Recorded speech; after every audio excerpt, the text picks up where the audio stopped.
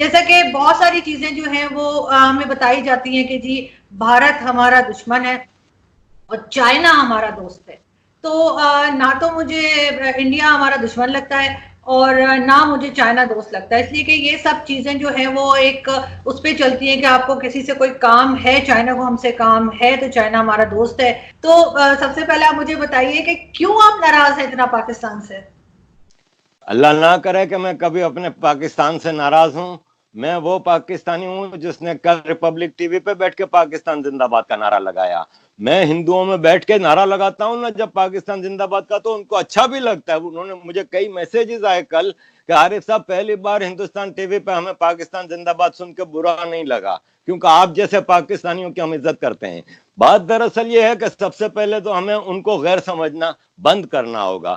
جو ہمیں بچپن سے پٹی پڑھائی گئی ہے کہ ہندو آپ کا دشمن اور انڈیا آپ کا دشمن، اس کو ریویزٹ کرنا ہوگا اور ہمیں دیکھنا ہوگا کہ ہماری تو جڑیں ادھر ہیں، ہم تو پیدا ہی ادھر سے ہوئے ہیں۔ ہم جو کھانا کھاتے ہیں بریانی حلیم نہاری وہ سب انڈین فوڈ ہے، پاکستانی نہیں ہے۔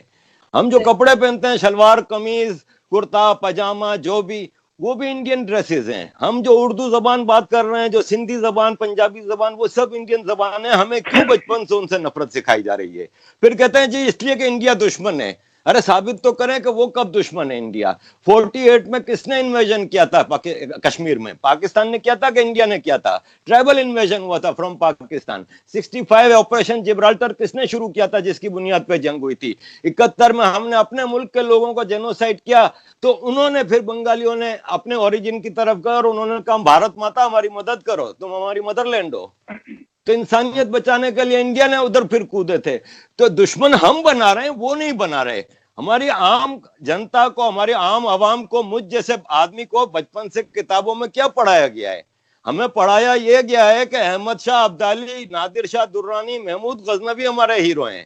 جب وہ حملہ آور ہوتے تھے تو سندھ پنجاب کو پہلے رونتے تھے، یہاں سے ساری عورتوں کو بچوں کو غلام بنا کے لے جاتے تھے۔ وہ ہمارے ہیرو ہیں۔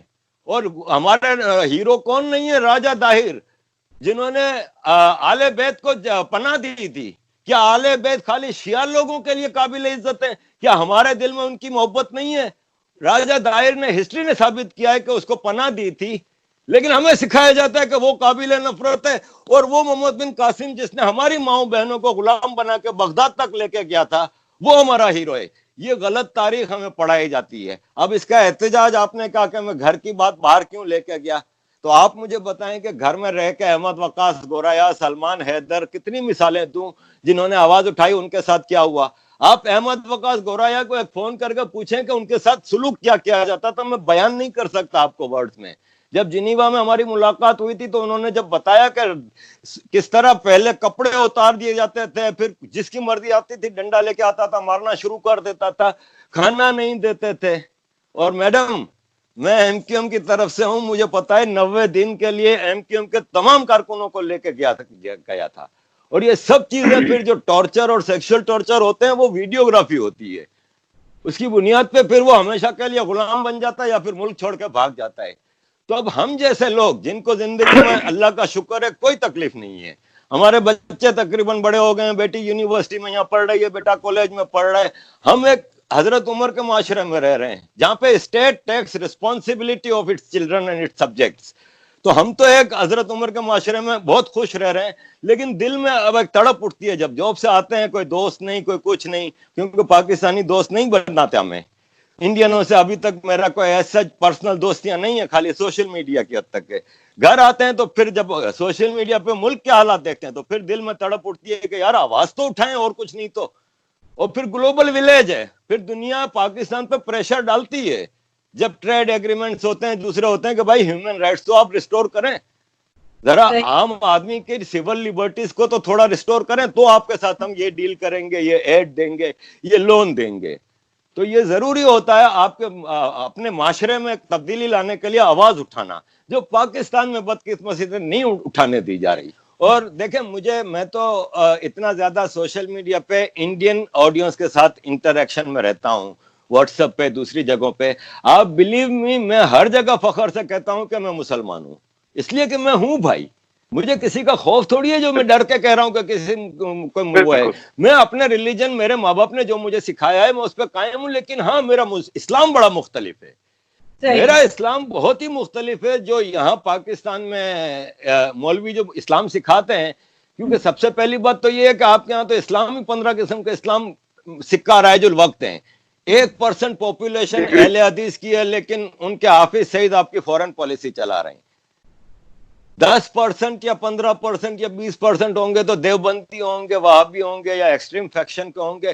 وہ آپ کی افغانستان پالیسی چلا رہے ہیں، وہ آپ کی امریکہ کے ساتھ پالیسی چلا رہے ہیں. ارے کیا ہو رہا ہے؟ میں کہہ رہا ہوں کہ فخر بھائی نے 100% صحیح بات کی کہ آپ کو احمد وقاص گوریا بہت ہی تلخ ہو گئے ہیں. اس لیے کہ میں جانتا ہوں نا، ان کی بیگم جب جنیوا آئی تھی تو میں وہ کیس لڑنے کے لیے کہ میرے شوہر کو اٹھا کے لے گئے، میں تب سے ان سے واقف ہوں. پھر میری ان سے ملاقاتیں ہوئی، مجھے پتا ہے ان کے ساتھ کیا ہوا ہے، ان کی فیملیز کے ساتھ کیا ہوا ہے، ان کے ماں باپ، ان کے سسر وغیرہ کے اوپر بھی کیس ہوئے ہیں، بہت کچھ ہوا ہے. تو ان کی تلخی بہت زیادہ ہے. لیکن ڈونٹ ٹچ ریلیجن. آپ آرمی کو گالی دیتے ہیں، کتنی بھی گندی گالی دیتے ہیں، مجھے برا نہیں لگتا کیونکہ وہ ہیں اس قابل. لیکن آپ مذہب کو گالی دے کے آپ کم از کم 1 ارب آدمی کا دل دکھا رہے ہیں. That's not fair.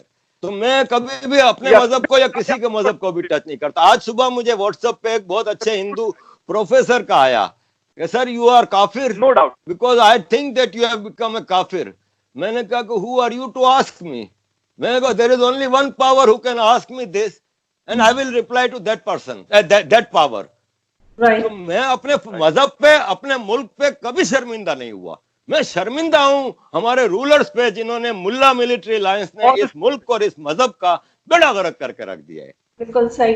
سر ایک چیز مجھے بتائیے کہ ابھی ریسنٹلی بلکہ کل ہم نے، میں بھی تھی اس میں، انڈین شو بھی ہم نے جو جوائن کیا تھا، شاہد آفریدی سے کیوں ناراض ہیں آپ؟